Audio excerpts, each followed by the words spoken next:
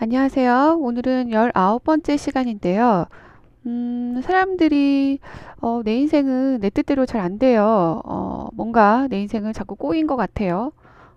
제가 원하는 방식대로 사라지지가 않네요. 라는 말씀들을 종종 하시는 것 같아요.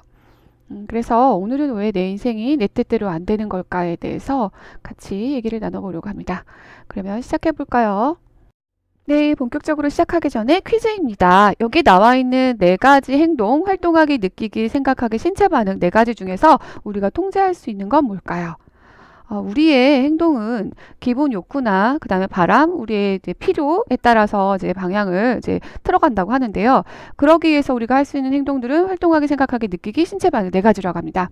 이 중에서 우리가 통제할 수 있는 건 무엇일까요? 정답은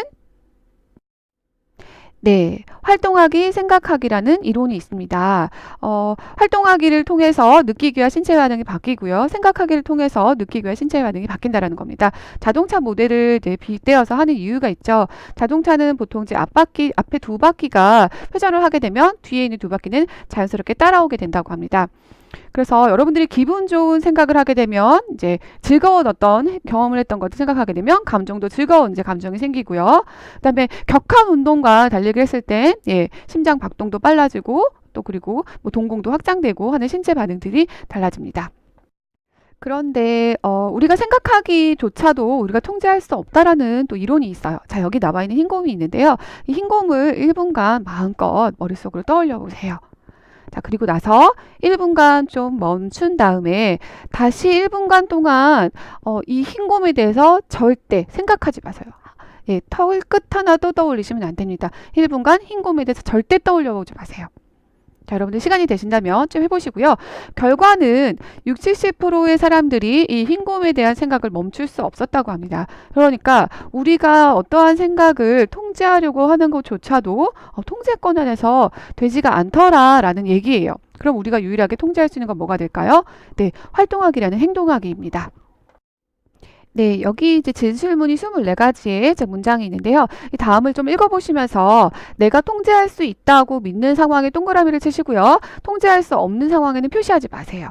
네, 시간을 좀 충분히 갖고 이제 체크를 하셨으면 좋겠습니다. 자, 파우징을 좀 하시고 하셨으면 좋겠고요. 혹시나 이제 이 자료를 원하시는 분들은 제 블로그에 자료를 올려놓을 테니까 나중에 다운받아서 개인적으로 해보셔도 좋을 것 같습니다. 네, 뭐 지금 정답이라고까지 말씀을 드릴 수는 없지만 제 연구자에 의하면 홀수로 되어 있는 부분들은 통제할 수 없는 내용들이고요. 짝수로 되어 있는 부분은 통제할 수 있다고 연구 결과에 나왔던 부분입니다. 그러니까 홀수 있는 부분은 대부분 타인의 생각, 그다음에 타인의 행동, 그리고 나에 대한 어떤 생리적인 반응, 내가 할 수 있는 뭐 생각들에 대한 부분이에요. 그래서 여러분들이 짝수임에도 불구하고 내가 체크를 안 했다라는 건 나의 통제감이 조금 안 떨어졌구나라고 생각하시면 되고요. 홀수인데 내가 체크를 했다라고 하는 건 내가 안 되는 걸 지금 되게 하려고 했구나라는 식으로 생각을 하시면 될 것 같습니다.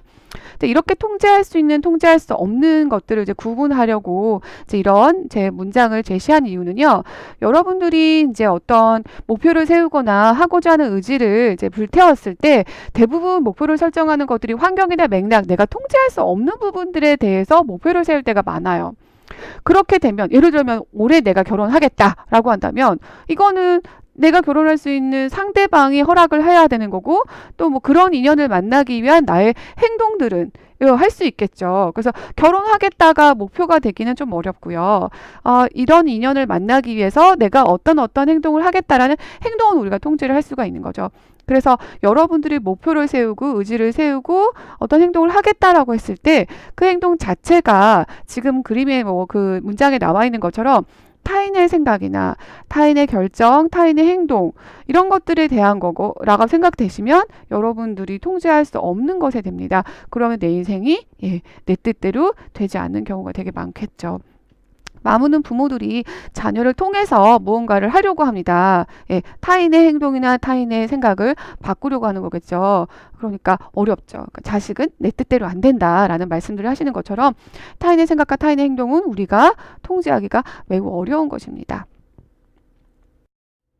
네, 그렇다면 앞서 말한 그런 이제 리스트를 보시고 내가 그럼 내 생활 속에서 통제할 수 있는 행동들을 하려면 어떻게 해야 되느냐? 여러분들이 지금 고민하고 있는 부분들을 지금 그림에 나와 있는 것처럼 머리 모양을 그려 놓으시고 간단하게 자기 고민을 써보세요. 그리고 나서 이 중에서 가장 큰 고민을 뭘로 할 것이냐, 가장 큰 고민을 구체적으로 상황과 맥락을 좀 나열하면서 쓰는 것이 좋습니다. 이제 이 방법은 생각의 중상화라고 하는데요. 그냥 머릿속으로 막 단편적으로 생각을 하게 되면 감정과 정서가 뒤엉켜서 어떤 게 사실이고 어떤 게 생각인지 구분이 잘 안 가거든요. 그래서 생각을 좀 구체적으로 나열하게 되면 생각을 중성화해서 조금 더 구체적으로 좀 디테일하게 이성적으로 볼 수 있는 시선이 생긴다고 합니다. 자, 그렇게 적으신 다음에 이 염려하는 문제를 위해서 자신이 할 수 있는 행동이 무엇인지 나열해 보는 겁니다. 가급적 다양한 실천 방안들을 정리해 보는 거예요. 그래서 자신이 할 수 있는 것, 타인의 도움을 요청받을 수 있는 것, 다양한 시도 방법들을 정리해 봅니다. 이걸 구체적으로 쓰면 쓸수록 본인이 행동을 할 때 훨씬 더 좋겠죠.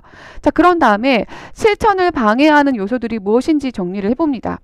그래서 이 방해 요소들을 또 극복할 수 있는 나의 행동들을 써보는 거죠. 그래서 그럼에도 불구하고 내가 할 수 있는 행동들을 선택해보고 그 이후에 추가적인 작업은 내가 그 행동을 하고 났을 때 과연 그 행동이 효과가 있었냐 없었냐 라는 거에 대한 또 이제 자기 반성, 또 시간을 가져보는 것이 좋습니다. 우리가 어떤 고민들이 염려가 있을 때 계속 반복적으로 사고하는 거를 이제 반추사고라고 하는데요.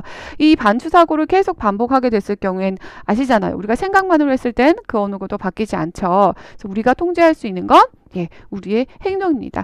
행동을 했을 때만 상황과 그 다음에 맥락을 바꿀 수가 있습니다. 네, 몇 달 안 있으면 이제 2019년 새해가 다가오는데요. 여러분마다 자기 새해 목표나 이제 꿈들을 뭐 설정할 겁니다. 근데 그럴 때 그렇게 여러분들 목표를 설정할 때 타인에 대한 생각, 뭐 타인에 대한 상황, 맥락, 환경을 바꾸는 거를 목표를 세우시게 되면 실패할 가능성이 높죠. 예를 들면 토익 900점 이상 이렇게 했다고 쳐보세요. 그걸 900점을 점수를 주는 사람은 내가 아니라 시험 기관이잖아요. 그건 제가 통제할 수 없는 상황이 되겠죠. 토익 900점을 넘기 위해서 내가 할 수 있는 행동들을 그것들을 목표를 삼으시면 그리고 그 목표를 하기 위해서 내 행동들에 전념을 다하시면 여러분 인생이 반드시 내 통제 안에서 내가 뜻하는 대로 내가 원하는 대로 끌어갈 수 있을 거라고 생각을 합니다. 만약에 내가 이렇게 목표를 정했음에도 불구하고 행동을 하려고 하는 이제 의지나 동기가 생기지 않는다. 근데 이거는 동기에 관련된 또 다른 맥락의 일이라고 생각합니다. 자, 그 동기에 관련된 부분은 다음에 또 강의를 올리도록 하겠습니다. 그러면 여러분 감사합니다. 행복하세요.